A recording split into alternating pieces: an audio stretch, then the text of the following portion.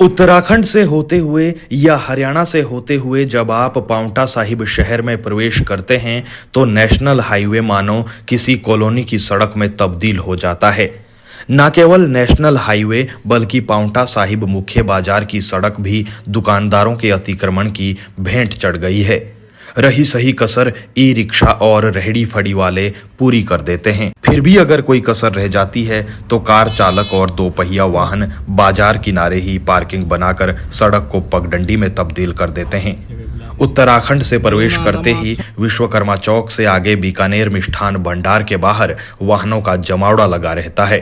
शाम को बमुश्किल से एक कार यहां से निकल पाती है। इसके अलावा बांगरण बाईपास पर दोनों तरफ हर 10 मिनट में बसें सवारियों को चढ़ाने और उतारने के लिए खड़ी होती है। यहां पर भी किसी प्रकार की कोई यातायात लाइट नहीं है।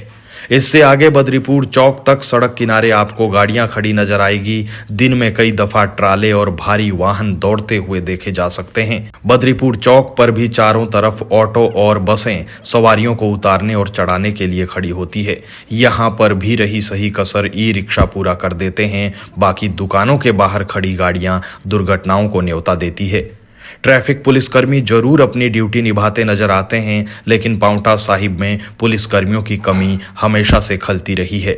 चाहे यातायात व्यवस्था देखनी हो या फिर 3 राज्यों की सीमाओं से प्रवेश करता नशा रोकना हो।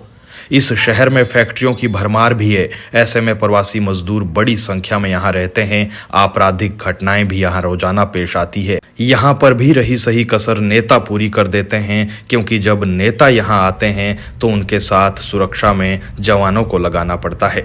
शायद यही वजह है कि यहाँ के बुद्धिजीवी लोग पांवटा साहिब को पुलिस जिला बनाने की मांग बीते कई समय से कर रहे हैं। जबकि मांग ये भी चल रही है कि पांवटा साहिब को पुलिस जिला बनाया जाए, क्योंकि यहाँ पर अपराध बहुत ज़्यादा होते हैं।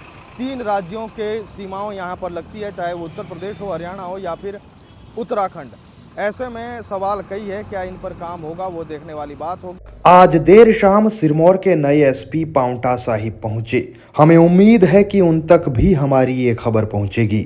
अगर नहीं पहुंचेगी तो ये आपकी जिम्मेदारी है कि इस खबर को SP Sirmaur, DC Sirmaur, SDM Paonta Sahib, नगर परिषद पांवटा साहिब, विधायक सुखराम चौधरी, मंत्री हर्षवर्धन चौहान सहित तमाम लोगों तक पहुंचाएं।